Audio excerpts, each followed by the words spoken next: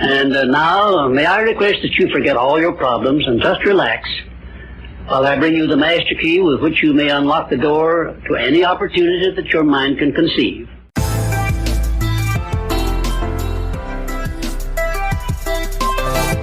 Hello and welcome to Film Pro Productivity, the podcast that helps film professionals and other creative people to live a more focused, effective and happy life. My name is Carter Ferguson and this is episode 40, The Law of Success in 16 Lessons, Part 1.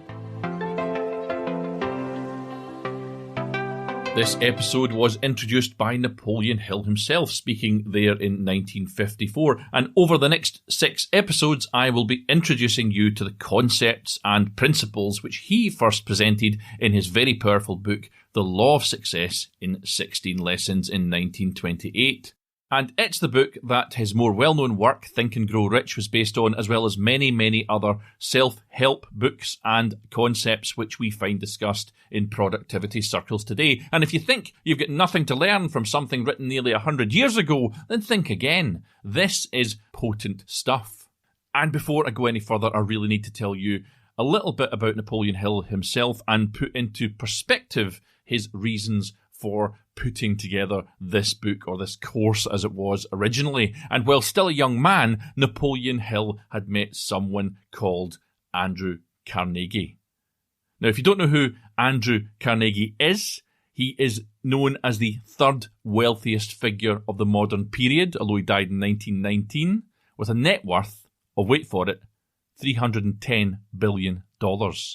He was a Scottish-American industrialist, a business magnate, and a philanthropist. I nearly got that out. I think Carnegie Hall, this is the Carnegie we're talking about.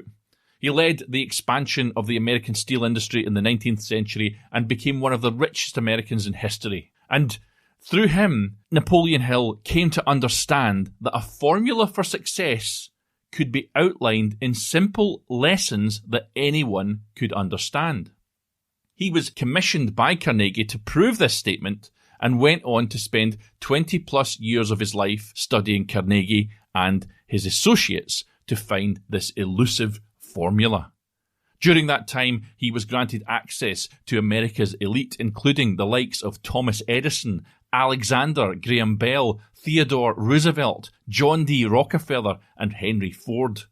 And at first, he compiled his notes into a series of lectures, which he personally delivered across the USA over a period of about 7 years. Then they were compiled into booklets, and finally these manuscripts became published as a single volume known as The Law of Success, which he released in 1928. That book was only distributed to 118 of the very wealthiest and most successful men who had contributed to its content, and one of these original copies, luckily for us, was used to create a reprinted version of The Law of Success in 2010. One thing I'd like to say is that when this was written, and I mention this only as I find it a little hard on the ear myself, is that in 1928 it was commonplace to use the term men or man when speaking generally about humankind, where today more gender-neutral words or phrasings such as they or those would work instead. So I will often, but not always, neutralise the gender put forth in the text. However, I don't do this when quoting directly from someone, which I often do, or where it isn't factually accurate for me to neutralise gender. For example, when I said there that the book was distributed to 118 of the very wealthy and successful men who had contributed to its content. Hello, Angus has just come in. It's because that's a factually accurate sentence. As far as I'm aware, he neither interviewed nor distributed this book to women, but that doesn't mean that there is nothing for all of us to learn from it. Angus is my dog, by the way. Just came in. Should probably clarify that one. So Hill himself was all about inclusion, and I'm certain that if he wrote this book today, he would have made this adaptation. He, I'm sure, would have been horrified that his positive words somehow made any section of his readership uncomfortable or feel isolated. And I say all this as a kind of fair warning that on occasion you will hear these gender-specific words and they may jar a little, but bear with me if you are easily triggered. as these lessons in success are accessible and relevant to all, and the benefits you will gain from them will more than make up for a few anachronistic and gender-specific quotations. With that point made, let's move on. Hill's other book, Think and Grow Rich, which was effectively a condensed version of The Law of Success, wasn't released until 1937. Rumour has it that this 9-year hiatus came about because the authorities felt that such an exact guide to success as seen in the original could be a threat to their roles in government and society. In Think and Grow Rich, the concepts and ideas are just diluted to make it shorter, but it's generally considered now that the real gold can be found in the law of success. You cannot push anyone up a ladder unless he is willing to climb a little by himself. Andrew Carnegie, unquote. Hill warns against passing judgment on this before having read the entire 16 lessons. Those who take up the course with an open mind, he tells us, will be richly rewarded. So bear with me over the next 6 episodes. Keep an open mind as I proceed, and you will get a glimpse of the vision which Napoleon Hill set forth in the 1170 or so pages that make up the Law of Success in 16 lessons. These shows are a kind of 6-part series within the series, and organised so as to introduce you to the concepts within the book. And on that note, many of you will likely recognise topics which I've tackled in earlier episodes, as the rules and theories which Napoleon Hill introduces here are intrinsically part of what productivity has become. It's worth noting too that throughout the lessons, Hill doesn't hold back on giving examples, and if anything, it is that truly separates it from his content in Think and Grow Rich. In the 1950s, Hill filmed a series of lectures based on this original work. He'd had a few years to develop the ideas, and there are a few nuggets of wisdom from that which I will use here. And the first of these was this. He said that success is a very profound and interesting thing, because the line of demarcation between success and failure is so slight that it is often hard to see where one ends and the other begins. For those of us struggling with the many failures and disappointments that come along in life and work, it's worth noting that Hill's words predict for us success with a slight shifting of our outlook and our actions. Hill suggests that we read with a pencil and pad at hand, as the lessons you're about to hear will superinduce a flow of thoughts covering a wide range of subjects. And I'd like to kid on that this won't happen in this, we think, more enlightened age, but actually there is going to be a lot of new information coming in here, and some of it is going to really expand your mind and force you to think about things which you probably have either only briefly considered and skipped over, or which you've never considered at all. And I realise that many who listen to podcasts are doing other things as you do so. You're driving, you're walking the dog or whatever. But if you can, I'd really try and take a bit of a breather between these lessons in case that I too accidentally superinduce your flow of thoughts too much and you have a bit of a meltdown. On a final note, I'm going to be switching around Lesson 2 and Lesson 1 from the book because Napoleon Hill did so himself in later life, and because to me it makes far more sense this way around. Without further ado though, hang on to your seats and let's have a look at the Law of Success in 16 lessons. Whatever the mind can conceive and believe, the mind can achieve. Definiteness of purpose is the starting point of all achievement. Without a purpose and a plan, people drift aimlessly through life. Napoleon Hill, unquote. Lesson 2. A definite chief aim. This lesson will show you how to do away forever with aimlessness and fix your heart and hand upon some definite, well-conceived purpose. It's important to recognise that all success begins with definiteness of purpose, with a clear picture in your mind of precisely what you want from life. And Hill warns us not to underestimate the value of this idea. There's no greatness where there is no simplicity, goodness and truth. Leo Tolstoy, unquote. It'll come as no surprise to listeners to this show that what we need to do is to set out an objective and a time frame before we can achieve it, and that's as true for a small task as it is for a life goal. I talk about this often, as without having a solid aim to focus on, you cannot effectively, efficiently, and as directly as possible achieve it. Hill's specific instruction in regard to Lesson 2, a definite chief aim, is to procure a neat, pocket-sized notebook. And on page 1, write down a clear description of your definite chief aim, the one circumstance or position or thing which you will be willing to accept as your idea of success. And remember before you begin writing that your only limitations are those which you set up in your own mind, or which others set up for you. Please be the master of your own destiny and try not to allow yourself to be sidelined into achieving someone else's desires in place of your own. On page 2, Hill asks us to write down a clear statement of precisely what you intend to give in return for that which you desire from life. Hill firmly believes that there is no such thing as something for nothing. Thirdly, he asks you to memorize both of your statements, what you desire and what you intend to give in return for it, and to repeat them at least 12 times a day.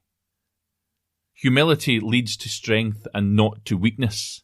It is the highest form of self-respect to admit mistakes and to make amends for them. John J. McCloy, unquote. Lesson 2 covers a lot of ground, not least of which is the time he spends on the importance of humility, which he describes as the forerunner to success. But what Hill also gets into in this lesson is power. Success is the development of the power with which to get whatever one wants in life without interfering with the rights of others. And to Hill, power is organised energy or effort. And his book is called The Law of Success, as it teaches how we may organise facts and knowledges and the faculties of our mind into a unit of power. This power, he says, brings you a definite promise. That through its mastery and application, you can get whatever you want, but with 2 qualifying words: within reason.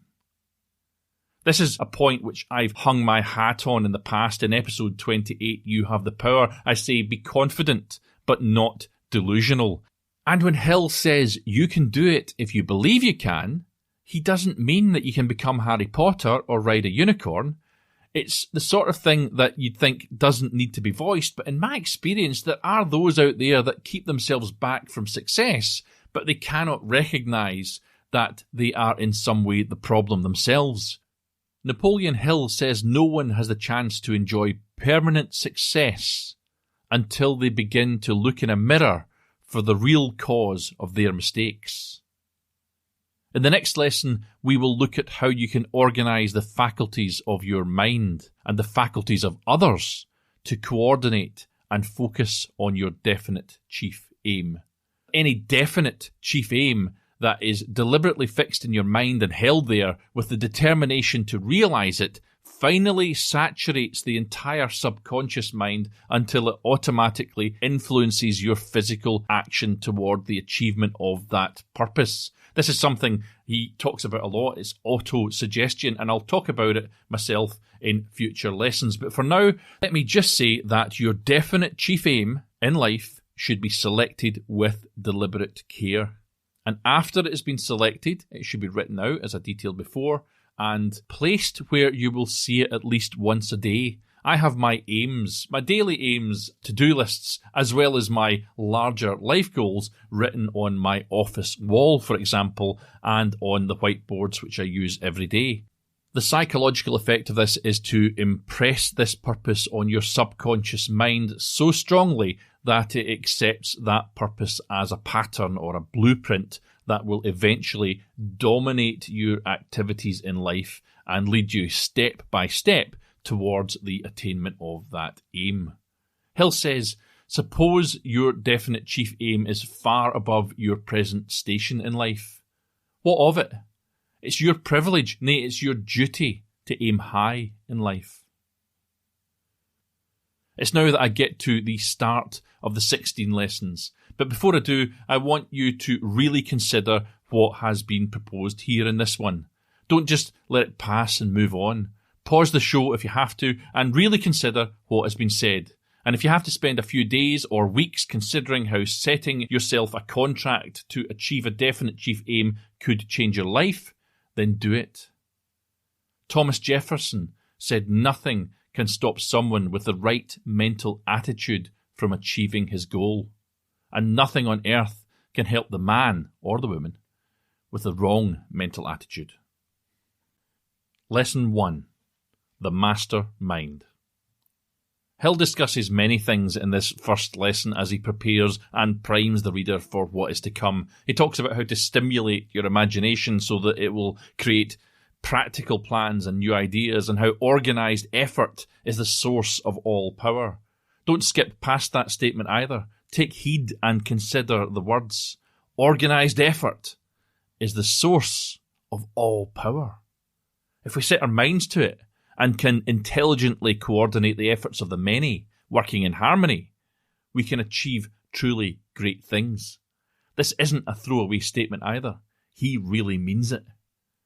This is the principle through which we may borrow and use the education, the experience, the influence, and perhaps the capital of other people in carrying out our own plans in life.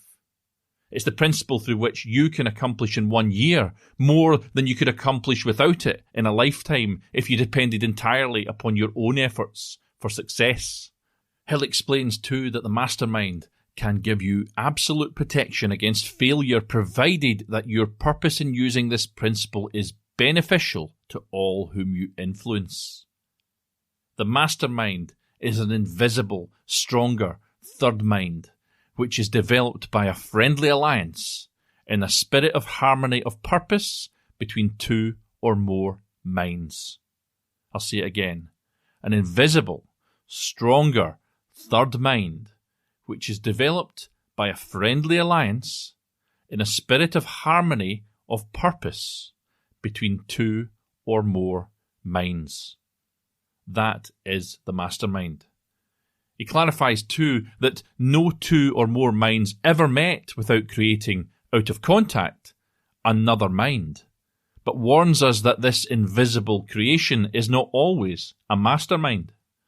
A mastermind only forms when those two or more people work together in harmony of purpose and effort. I've seen many of the theories behind the mastermind discussed in productivity circles over the years, and it's one of these things that I've never really looked into, but which is of great interest to me. It's based on the idiom that success does not come without the cooperation of others. I haven't thought about that particular concept very often, as I say, but I've unconsciously been part of mastermind groups at various points in my life, and I'm very open to embracing the idea. I've had an awareness of it, I think, though, as I often think of Jim Rohn, which I finally learned how to pronounce his name, Jim Rohn, who famously said that we become the average of the 5 people we spend the most time with. In other words, if you spend a lot of time with a bunch of wasters, then you're not going to be getting out of your rut anytime soon, and it's highly likely that you will become a bit of a waster yourself. If, however, you spend your time with high flyers, you will follow most likely along that path too. When discussing the mastermind, Hill says something similar to Rohn. He says, it has been found that in a group of 6 or 7 salespeople that they may use the law so effectively that their sales may be increased to unbelievable proportions. He adds the caveat that it is strictly for minds who trust each other and are interested in the good success of all parties involved. In my experience, it is with those final words that I have seen many a mastermind destroyed by selfishness and ego. Hill advises too that you control your mental attitude and make yourself friendly and agreeable with everyone with whom you are closely associated if you expect friendly cooperation in return. Indifference cannot create a mastermind alliance, and a negative mental attitude can bring you nothing but failure. Your mental attitude is the one and only thing over which you have complete control. Whilst researching the book, he reminds us, I had the collaboration of practically every outstanding successful man this country has produced during the past 50 years, and I can tell you definitely that their success was due in main to their knowledge and application of the mastermind principle. And Hill gives numerous examples in the book. Just one is that Henry Ford's gigantic success may be traced to the successful application of the mastermind principle. With all the self-reliance a man could have, Ford did not depend upon himself for the knowledge necessary in the successful development of his industries. He surrounded himself with men who supplied the knowledge which he himself did not and could not possess. Moreover, Ford picked men who could and did harmonise in a group effort. Hill talks elsewhere, though, of how Ford's true mastermind alliance was with his wife, who supported and encouraged him. In this chapter, Hill also looks at why people fail and why some people antagonise others without knowing it, and how success is often a matter of tactful negotiation. He also explains that every human being possesses at least two distinct personalities, one destructive and one constructive. My default setting is self-destruction, and anything on top of that is a lot of bloody hard work. Gillian Anderson, unquote. The mastermind principle is simple enough to understand, although like many other concepts it is harder to put into practice. I'm going to end this episode here, but over the next 5 episodes I will dip into each of the remaining lessons. These lessons are constantly relating to one another, and I'll refer back to these first 2 many times. Just one more thing, though, about the Mastermind Alliance. I'm going to do an episode towards the end of this season, I think, called Delegate This, where I'll be talking about delegation, and I'm sure that some of these topics, these mastermind topics, will come into play. In summary of today, though, Lesson 2, which I started with, states that you must do away forever with aimlessness and fix your heart and hand upon some definite, well-conceived purpose. In your struggle for success, you should keep constantly in mind the necessity of knowing what it is that you want. Know precisely what your definite purpose is, and utilise the principle of organised effort in attaining that definite chief aim. And Lesson 1 encourages you to form a mastermind, an invisible, stronger third mind developed through friendly alliance in the spirit of harmony of purpose between 2 or more people. No 2 or more minds ever met without creating, out of contact, another mind. But that invisible creation is not always a mastermind. A mastermind only forms when those 2 or more people work together in harmony of purpose and effort. Please consider the theory of the Mastermind Alliance, how you can create a harmonious mastermind group that will further your purpose. I'm pretty sure, as I've mentioned before, I'll be looking into this in a future episode. If you haven't done so already, then you need to start putting serious time into discovering or perhaps even rediscovering your one chief aim. Consider it, focus on it, and move on with purpose. And Hill actually gives a call to action within these chapters. He reminds us that there is no such thing as something for nothing. Everything, including your personal success, has a price that must be paid. And the only price you're requested to pay for the present is the effort necessary to do 3 simple things. 1. Decide definitely where you wish to be in and what you wish to be doing during the next 3 years. 2. Decide how much money you desire to be making and what you are going to do to earn it.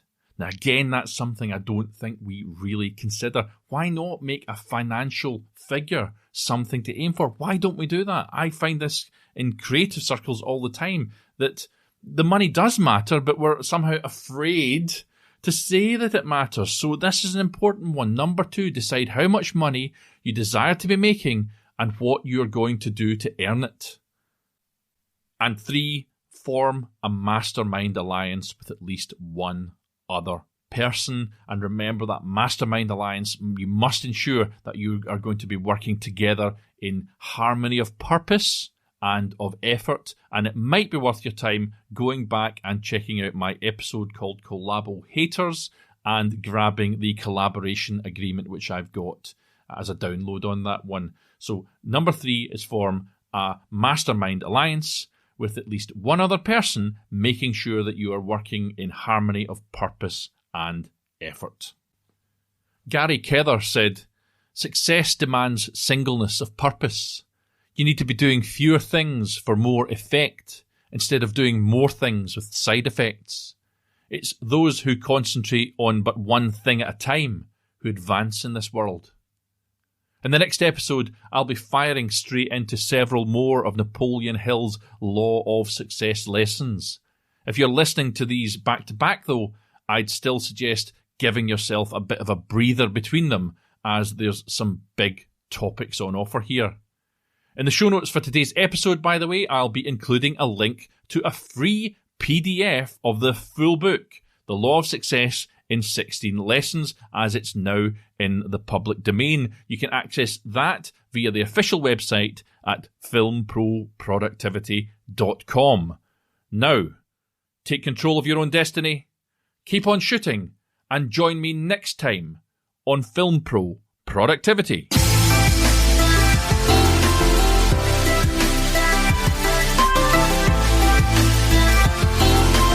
The music that you can hear right now is Adventures by Ihimitsu. You can view the show notes for this episode on the official website at filmproproductivity.com. You can follow my personal accounts on Twitter and Instagram at fight_director, or follow the show on Twitter at filmproprodpod, or on Facebook at filmproproductivity. Please support the show by subscribing, spreading the word, and leaving an awesome review.